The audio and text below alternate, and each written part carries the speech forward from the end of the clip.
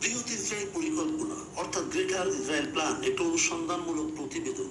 বৃহৎ ইসরায়েল, যার আক্ষরিক অর্থ অখণ্ড ইসরায়েল ভূমি, কোনো গোপন সামরিক ব্লুপ্রিন্ট বা একক কোনো ছক নয়, বরং এটি একটি সুদূরপ্রসারী আদর্শিক ও ভূখণ্ডগত রূপরেখা।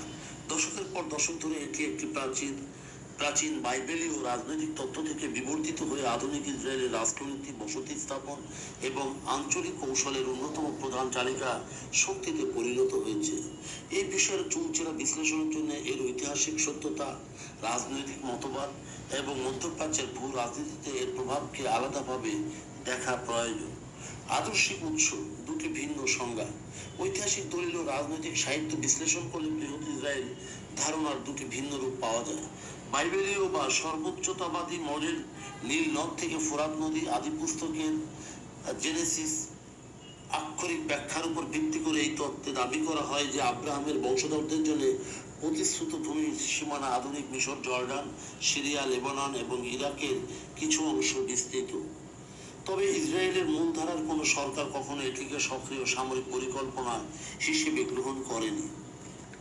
সংশোধনবাদী বা রাজনৈতিক মডেল, যা ভূমধ্য সাগর থেকে জর্ডান নদী পর্যন্ত, এটি মূলত বাস্তব ও রাজনৈতিকভাবে কার্যকর রূপ। বিংশ শতাব্দীর শুরুতে যে জিওনিজমের মাধ্যমে এর সূচনা হয়। 1967 সালে 6 দিনের 6 ডে ওয়ারের পর ধারণা নতুন রূপ পায়। পূর্ব জেরুজালেম, পশ্চিম তীর, যাকে ইসরায়েলিরা বাইবেলীয় নামে জিউদিয়া ও সমরিয়া বলে থাকে, এবং গাজা উপত্যকা দখলের পর বৃহৎ ইসরায়েল তত্ত্বটি কেবল একটি স্বপ্ন না থেকে ইসরায়েলি রাজনীতির মূল এজেন্ডায় পরিণত হয়। কৌশলগত ব্লুপ্রিন্ট, ইউনিয়ন পরিকল্পনা। আঞ্চলিক আধিপত্য বিস্তারের ক্ষেত্রে যখন কোনো নির্দিষ্ট পরিকল্পনার কথা আসে, গবেষকরা সবসময় ইউনিয়ন পরিকল্পনার দিকে ইঙ্গিত দেন। 1982 সালের ফেব্রুয়ারিতে ইসরায়েলি পররাষ্ট্র মন্ত্রণালয়ের সাবেক উপদেষ্টা ও সাংবাদিক ওদেদ ইনন হিব্রু জার্নাল ট্রিবিউনকে একটি নিবন্ধ প্রকাশ করেন, যার শিরোনাম ছিল 1980 এর দশকে ইসরায়েলের কৌশল। এর মূল বক্তব্য ছিল, ইসরায়েলের দীর্ঘমেয়াদী নিরাপত্তা নিশ্চিত করতে হলে তার চারপাশের আরব বিশ্বকে ক্ষুদ্র ক্ষুদ্র জাতিগত ও সাম্প্রদায়িক উপরাষ্ট্রে খণ্ডিত করতে হবে। মিশর ইউনিয়ন ক্যাবিক চুক্তিকে একটি ভুল হিসেবে দেখেছিলেন এবং মিশরকে ভেঙে খ্রিস্টান কপ্টিক রাষ্ট্রসহ একাধিক ভৌগোলিক ধর্মীয় অঞ্চলে বিভক্ত করার পক্ষে যুক্তি দেন। লেবানন অঞ্চল, এই পরিকল্পনায় লেবানন, সিরিয়া এবং ইরাককে শিয়া সুন্নি অ্যালাউ ও কুর্দি লাইনে ভেঙে ফেলার পূর্ব আভাস ও উস্কানি দেওয়া হয়েছিল। ফিলিস্তিন সংকট, ইউনিয়ন দাবি করেন যে জর্ডানই মূলত আসল ফিলিস্তিনি রাষ্ট্র। ফলে পূর্ব সীমান্তের আরব শক্তি দুর্বল হলে ইসরায়েল সহজেই ফিলিস্তিনিদের নাগরিক অধিকার না দিয়ে পশ্চিম তীরে স্থায়ী নিয়ন্ত্রণ বজায় রাখতে পারবে।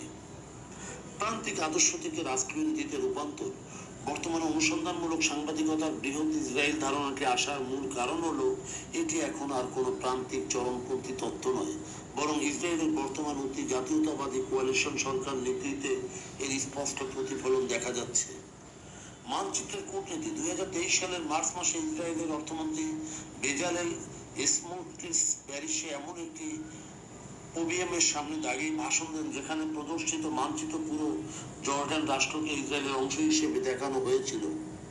2024 সালেও ইসরায়েলি পররাষ্ট্র মন্ত্রণালয়ের অফিসিয়ালি হ্যান্ডেলে সাময়িকভাবে এমন কিছু গ্রাফিক্স পোস্ট করা হয় যা আঞ্চলিক সীমাকে বদলে দিয়েছিল, যদিও পরে তার তীব্র কূটনৈতিক প্রতিবাদের মুখে তা সরিয়ে নেওয়া হয়। রাষ্ট্রনীতি হিসেবে ভূখণ্ড সংযুক্তি। পশ্চিম তীরের শাসনভার সামরিক কর্তৃপক্ষের হাত থেকে বেসামরিক মন্ত্রণালয়ের অধীনে স্থানান্তর করার যে প্রশাসনিক প্রক্রিয়া সাম্প্রতিক সময়ে চলেছে, আন্তর্জাতিক বিশ্লেষকরা তাকে ডিফ্যাক্টো বা পরোক্ষ রাষ্ট্রীয় সংযুক্তি হিসেবে দেখেছেন। 2025 সালের জুলাই মাসে দেশটির নেসেটে অর্থাৎ পার্লামেন্টে পশ্চিম তীরকে ইসরায়েলের ভূমির অবিচ্ছেদ্য অংশ হিসেবে ঘোষণা করে একটি প্রস্তাবও গৃহীত হয়। আঞ্চলিক সংঘাত ও বর্তমান পরিস্থিতি।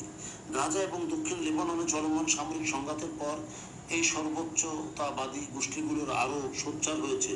কট্টরপন্থী মন্ত্রী এবং বসতি স্থাপনকারী সংগঠনগুলো প্রকাশ্যে গাজা উপত্যকা এবং দক্ষিণ লেবাননের কিছু অংশ পুনরায় ইহুদি বসতি স্থাপনের দাবি তুলে সম্মেলন করছে। ভূ রাজনৈতিক দ্বন্দ্ব, জনসংখ্যার বাস্তবতা। বৃহৎ ইসরায়েল প্রকল্পের বাস্তবায়নের পথে সবচেয়ে বড় সংকট হল জনসংখ্যার ভারসাম্য, যা ইসরায়েলি কৌশলবিদরা ডেভিড বেন গুরিয়নের আমল থেকে ভালো করে জানেন। যদি ইসরায়েল স্থায়ীভাবে পশ্চিম তীর ও গাজাকে নিজের অন্তর্ভুক্ত করে নেয়, তবে একটি গণতান্ত্রিক রাষ্ট্র এবং ইহুদি রাষ্ট্র হিসেবে নিজেদের পরিচয় ধরে রাখার ক্ষেত্রে তিনটি বড় সংকটের মুখোমুখি হবে। প্রথমত, গণতান্ত্রিক পথ এবং একটি বর্ণবাদী পথ হবে। ভূখণ্ড অন্তর্গত করে লাখ লাখ ফিলিস্তিনিকে সম অধিকার, ভোট অধিকার দেওয়া। এর ফলে জর্ডান নদী থেকে ভূমধ্য সাগর পর্যন্ত অঞ্চলে ইহুদিরা জনসংখ্যার দিক থেকে সংখ্যালঘু হয়ে পড়বে। মূলত যেটি সবিশেষ বলা যায়, সেটি বৃহৎ ইসরায়েলের পরিকল্পনা কোনো সিন্ধুকে লুকিয়ে রাখা সামরিক মানচিত্র নয়।